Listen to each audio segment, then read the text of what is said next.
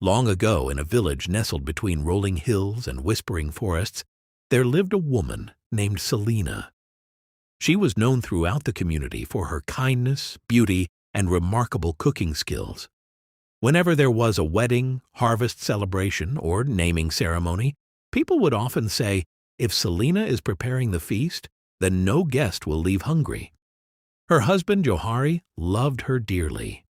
They were the couple everyone admired. They worked side by side in their fields, laughed together at the marketplace, and spent evenings sitting outside their hut watching the sun disappear behind the distant hills. To many villagers, they seemed blessed beyond measure.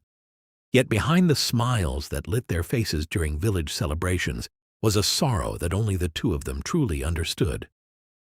Year after year, Selina, just like Michal, the first wife of King David from the Bible, could not conceive a child. At first, the couple remained hopeful. "Perhaps next season," Johari would say, as they planted seeds in their farm. "Yes, perhaps next season," Selina would reply with a hopeful smile, placing her hand gently over her stomach. Every month brought fresh hope. Every month ended in disappointment. Still, they refused to lose faith.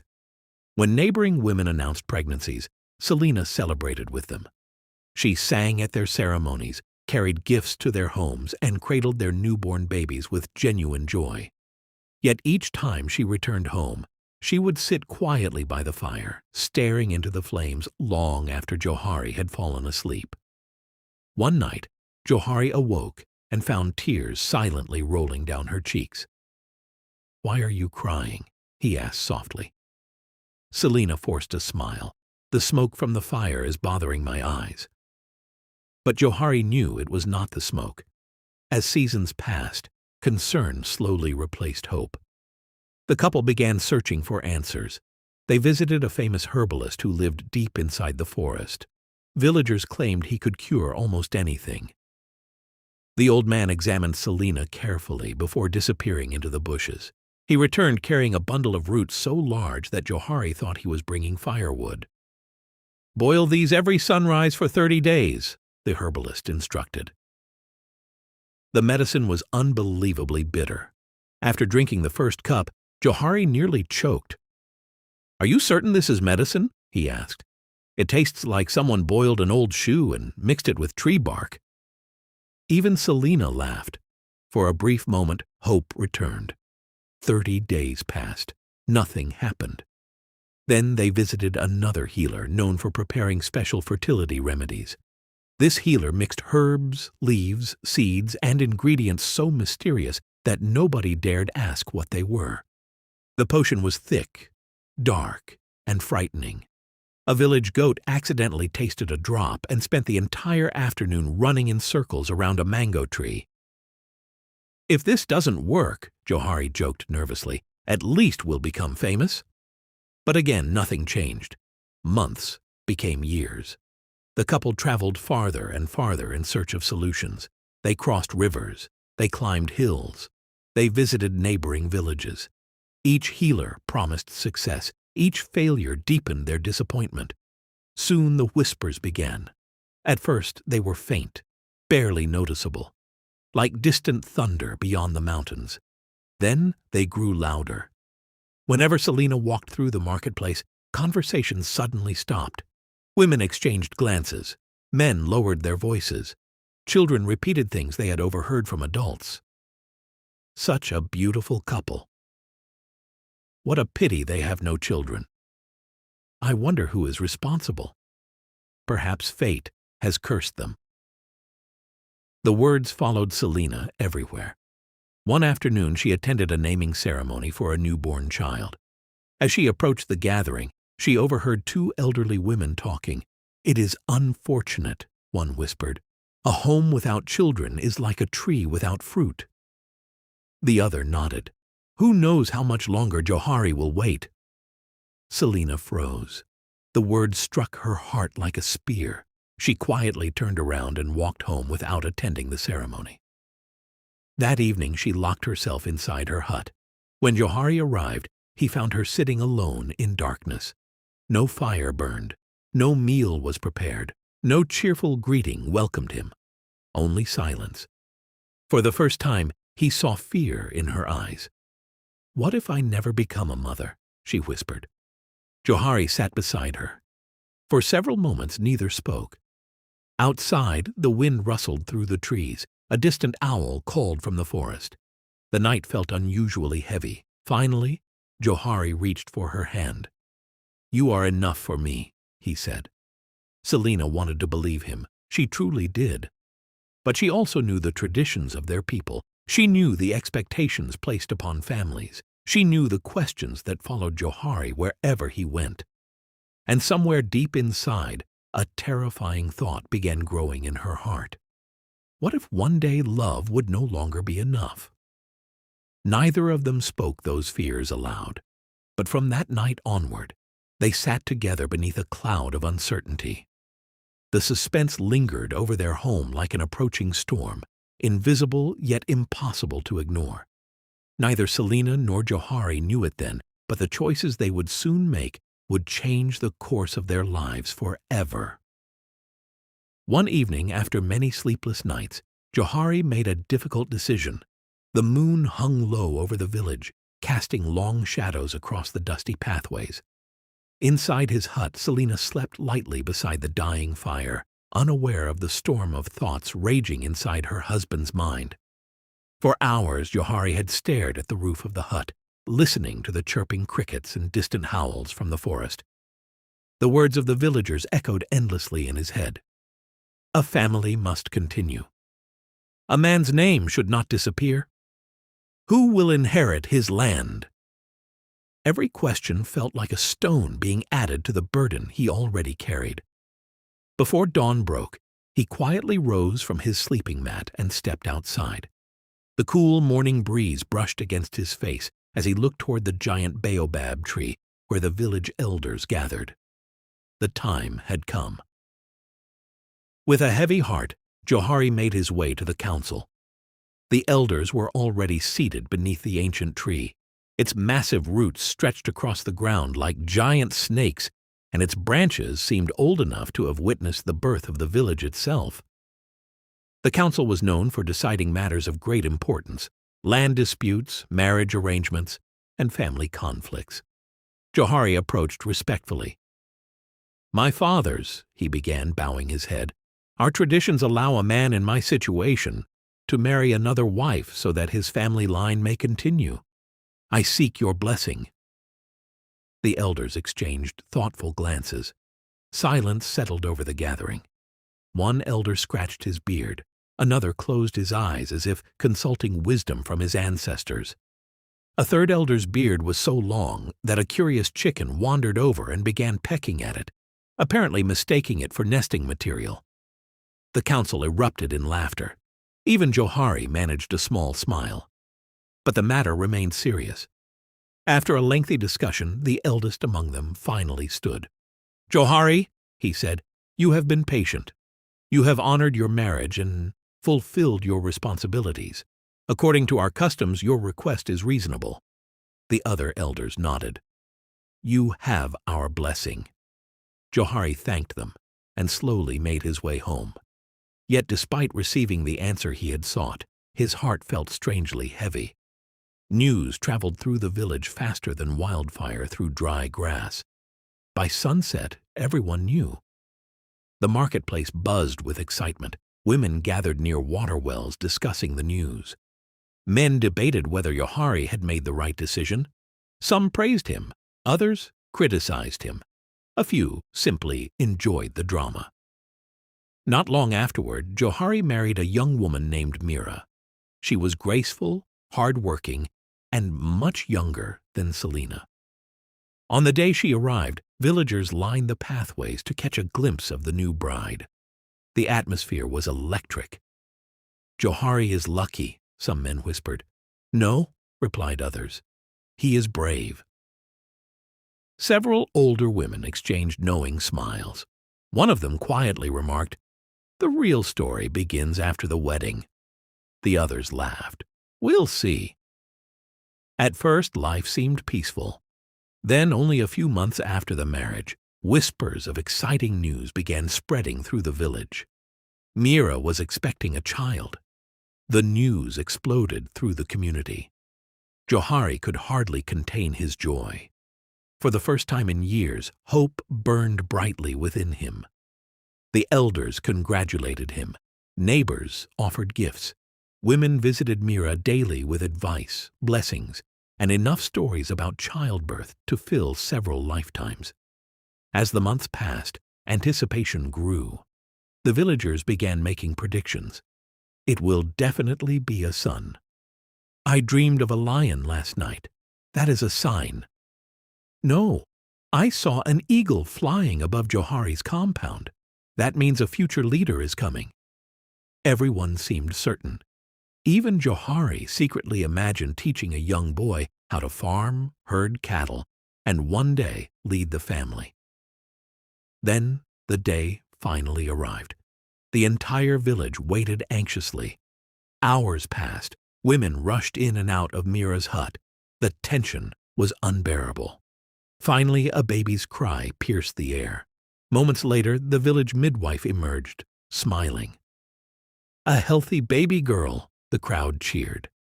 Johari smiled proudly and held his daughter for the first time. She was perfect. Tiny fingers, bright eyes, a peaceful face. Yet behind the congratulations came a familiar phrase. Next time. Johari ignored it. After all, there would be another child. Surely fate was simply taking its time. Years passed. Another pregnancy came. The villagers waited. Again, predictions filled the air. Again, excitement spread. Again, a healthy baby girl arrived. Then another, and another, and another. 5 daughters in total. Each birth followed the same pattern. Hope, anticipation, predictions, celebration. Then the quiet murmur, "Perhaps next time." The girls grew into cheerful, intelligent children. Their laughter echoed through the compound from sunrise to sunset. They chased butterflies through fields. They sang songs while fetching water. They climbed trees despite repeated warnings from their mothers. The compound was never silent. If one daughter wasn't singing, another was laughing. If one wasn't laughing, another was asking endless questions. Visitors often left smiling.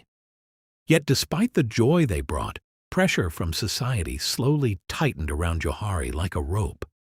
At community meetings, the questions became unavoidable. "So, Johari," one elder would ask, "when is your son arriving?" The crowd would chuckle. At first, Johari laughed with them. Later, he smiled politely. Eventually, he began avoiding gatherings altogether. The questions followed him everywhere, at the market, at ceremonies, at harvest festivals. Even children sometimes asked innocent questions that cut deeper than they realized. One evening after a village celebration, Johari sat alone outside his hut, staring into the darkness. The sounds of his daughters singing drifted from Mira's hut. Their voices were beautiful. Yet his expression remained troubled. The expectations of his community weighed heavily upon him. That burden finally drove him back beneath the great baobab tree. The elders watched him approach. Some already suspected why he had come. "My fathers," he sighed, "I am grateful for my daughters. They are a blessing. But the expectations of our people remain. I request permission to marry a third wife." The elders exchanged knowing glances. One elder rubbed his forehead, another shook his head. A third muttered loudly enough for everyone to hear, "This man is keeping us busier than the village blacksmith." Laughter rippled through the gathering. Even Johari smiled despite his worries. After another long discussion, permission was granted. Soon afterward, Johari married a woman named Zawadi. The news swept through the village once more. Now everyone was watching. Some believed this marriage would finally bring the long-awaited son. Others predicted more daughters. The village became divided. It was almost as if people were betting on fate itself. Months passed. Then came the news. everyone had been waiting for. Zawadi was pregnant. Excitement returned. Predictions returned. Arguments returned. The suspense gripped the entire community. As the delivery date approached, villagers became increasingly restless. The final night arrived during the rainy season. Thunder rolled across the hills. Lightning flashed through the sky. Strong winds rattled doors and shook rooftops. Inside Zawadi's hut, labor had begun. Outside, anxious relatives paced back and forth. Johari could barely sit still. Every cry from inside the hut made his heart race. The hours crawled by. The storm intensified. The entire village seemed to be holding its breath. Then, just before sunrise, silence suddenly fell. For one terrifying moment, nobody knew what had happened. Even the wind seemed to stop. Johari's heart pounded. Then a baby's cry rang out, strong, loud, clear. Moments later, a messenger burst from the hut and sprinted toward the village center. He ran so fast that his sandals flew off halfway down the path. "It's a boy!" he shouted. "It's a boy!" The news exploded through the village. People rushed from their homes. Sleeping dogs jumped to their feet. Women ululated with excitement. Drums thundered across the hills. Songs echoed from every direction. The celebration lasted for days. Johari danced until his legs could barely carry him. The elders congratulated him. The villagers praised him. At long last, he had a son. The heir everyone had expected. The child who would carry on the family name. Standing proudly with his newborn son in his arms, Johari felt certain that every struggle was finally behind him. At last, he had everything he had ever wanted, or so he thought, for life has a curious way of solving one problem only to introduce another. Zawadi, the mother of Johari's long-awaited son, possessed many talents. She was hard-working, she was respectful.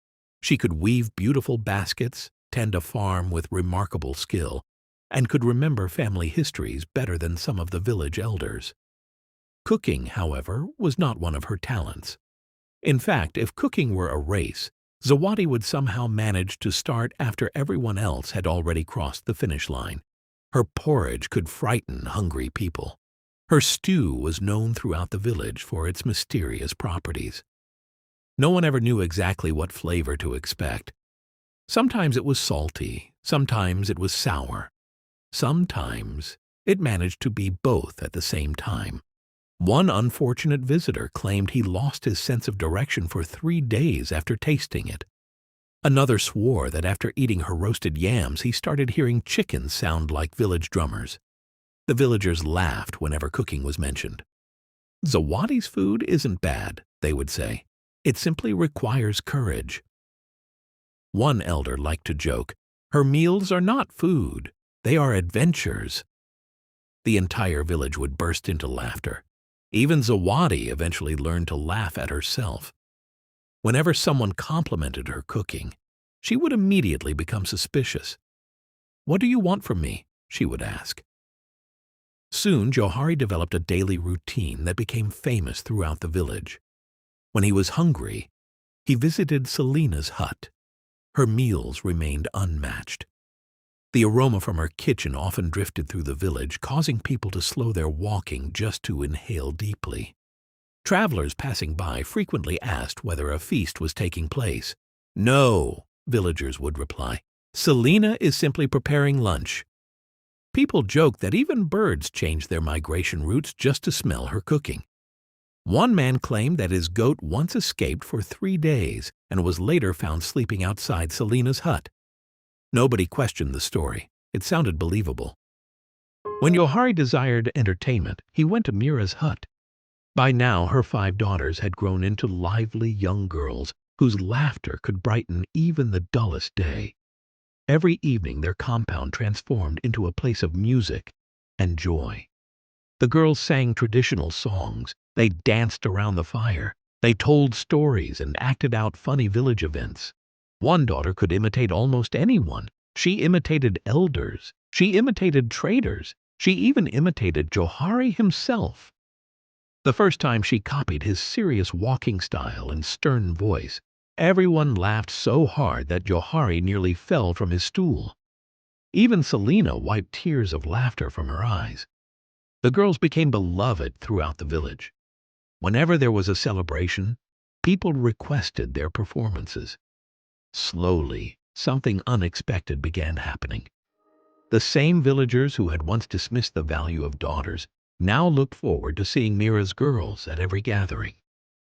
But old traditions change slowly. Despite this growing admiration, many still believed a son was the greatest blessing. And so whenever important ceremonies, leadership gatherings, and community celebrations occurred, Johari proudly appeared beside Zawadi and his son. The villagers nodded respectfully. The elders praised him. Young men admired him. Visitors spoke of him with envy. Look at Johari. 3 wives, many children, a respected son. He must be the happiest man in the village. From a distance, his life looked perfect, like a beautifully painted pot displayed at the marketplace. But no one could see the cracks hidden underneath. 3 huts needed constant repairs. When one roof leaked, another wall collapsed. When that wall was fixed, termites attacked a different hut. Many mouths needed feeding. Food disappeared faster than Johari could harvest it. School expenses multiplied faster than rabbits. One daughter needed books. Another needed uniforms. The youngest needed shoes. The son needed attention. Each wife had her own concerns. Each household had its own challenges. And each challenge seemed to arrive carrying friends. At night, while the village slept peacefully, Johari often sat outside staring at the stars. He counted expenses instead of sheep. The stars offered no discounts. Sometimes he calculated the cost of school fees. Other nights he worried about drought. On particularly difficult evenings, he wondered whether people envied his life simply because they could not see the struggles hidden behind the walls of his compound. Meanwhile, the village women watched everything with sharp eyes. They pitied the wives. Poor Selina, some would say. She cooks for everyone yet receives little recognition. Poor Mira. She spends her days raising 5 energetic daughters. Poor Zawadi. Everyone praises her son, but mocks her cooking. Others laughed and gossiped. Johari wasn't satisfied with 1 wife. Then he wasn't satisfied with 2. If he keeps listening to people, he'll ask for a 4th. Even the elders secretly joked whenever they saw him approaching. "Hide," one elder would whisper. "Johari is coming. He probably wants another wife." The others would burst into laughter. Years passed. Johari gained respect. He gained recognition. He gained influence. But he also gained wrinkles. The responsibilities of his large family rested heavily upon his shoulders. Then something happened that nobody expected. The son everyone had celebrated grew into a quiet and thoughtful young man. Meanwhile, Mira's daughters flourished. One became known for her wisdom. Another became an exceptional trader. Another became a talented healer. Another became a respected teacher. The youngest became famous for settling disputes between villagers. Slowly, people began seeking advice from the daughters they had once overlooked. The same elders who had celebrated the birth of the son above all else now regularly consulted Johari's daughters for guidance.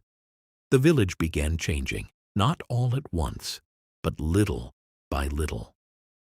One evening during a community gathering, an elder stood before the crowd and pointed toward Johari's family. "When these girls were born," he said, "many of us thought they were disappointments." The crowd fell silent. The elder continued, "Today they strengthen this village more than we ever imagined." For the first time, many people reflected on how often they had judged blessings before seeing what they would become. That night, as the sun disappeared beyond the hills, Johari sat alone between the 3 huts. Children's laughter echoed nearby. Smoke curled gently into the evening sky. The village glowed with the warm colors of sunset. He looked toward Selina's hut, the woman who had stood beside him during his hardest years. He looked toward Mira's hut, the home that had filled his life with music and laughter. He looked toward Zawadi's hut, the wife who had given him the son he once believed would solve all his problems. For a long time he sat quietly. Then he smiled. Not because life had become easy. It had not. Not because he had become wealthy. He had not. Not because he had everything he wanted. Because he finally understood something that had taken him years to learn.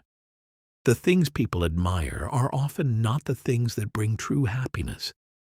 The villagers saw honor. He carried responsibility. The villagers saw success. He carried sacrifice. The villagers saw glory. He carried worry.